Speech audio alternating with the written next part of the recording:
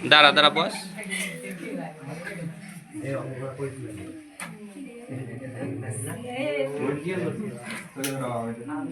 নে দেখ এখানে লেখা আছে কি যদি f of x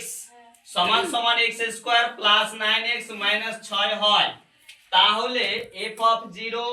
f of 1 O f of 3 এর মান হিসাব করে লিখি কি করে বের করব তাহলে f of x সমান সমান যেটা দেওয়া আছে এটা টুকলাম f of x কি দেওয়া আছে x square plus 9x minus 6 তাই না এটা টুকলাম এবার f of x এর মান 0 না f of 0 নিলাম তাহলে সব x এর জায়গায় কত বসাবো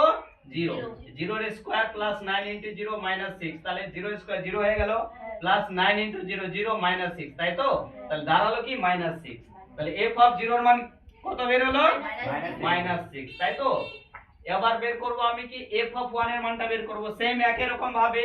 f of 1 এর মান কি হবে এখানে f of x যেটা দেওয়া আছে টুকলাম তো এখানে f of x এর জায়গায় কত নিব 1 তো সব x এর জায়গায় যে সব x এর জায়গায় 1 বসিয়ে দিলাম 1 এর স্কয়ার প্লাস 9 ইনটু 1 মাইনাস 6 1 এর স্কয়ার 1 এ হয় প্লাস 9 ইনটু 1 9 মাইনাস 6 তাই না তাহলে 9 আর এখানে 9 আর 1 10 হবে না 10 মাইনাস তাহলে এখানে এটা ঠিক আছে 9 আর 1 যোগ করলে কত হয় 10 10 মাইনাস 6 কত হবে এখানে 4 হবে ঠিক আছে ঠিক একই রকম ভাবে বের করব আমি কি f of 3 একই রকম ভাবে f of 3 লিখলাম সব x এর জায়গায় কত বসাবো 3 না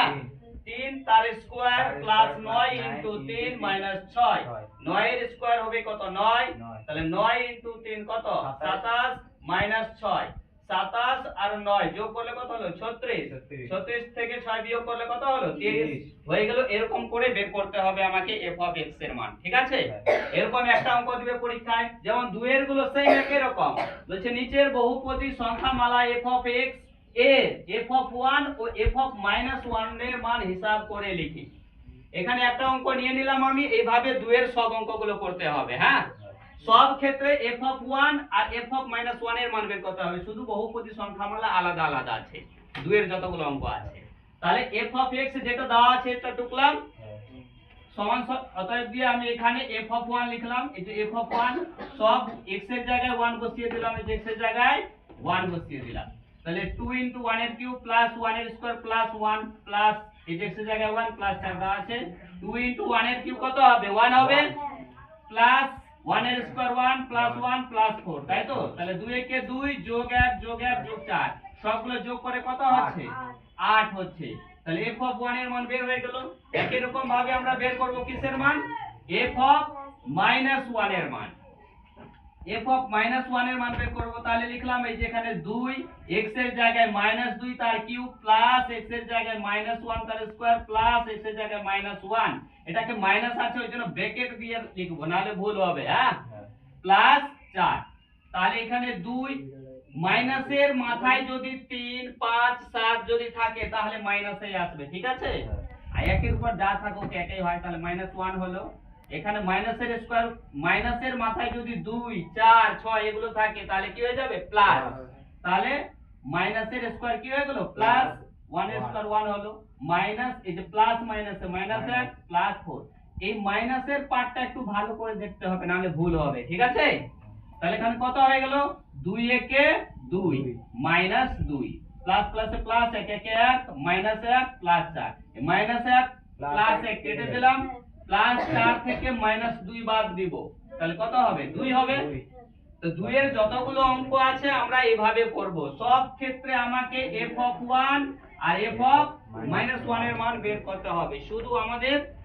এই বহুপদী সংখ্যামালা যেটা দেওয়া আছে না এটা শুধু আলাদা থাকবে এই মাইনাসের মানটা শুধু হিসাব করতে হবে একটু আলাদা ভাবে মানে ভালো করে যে মাইনাসের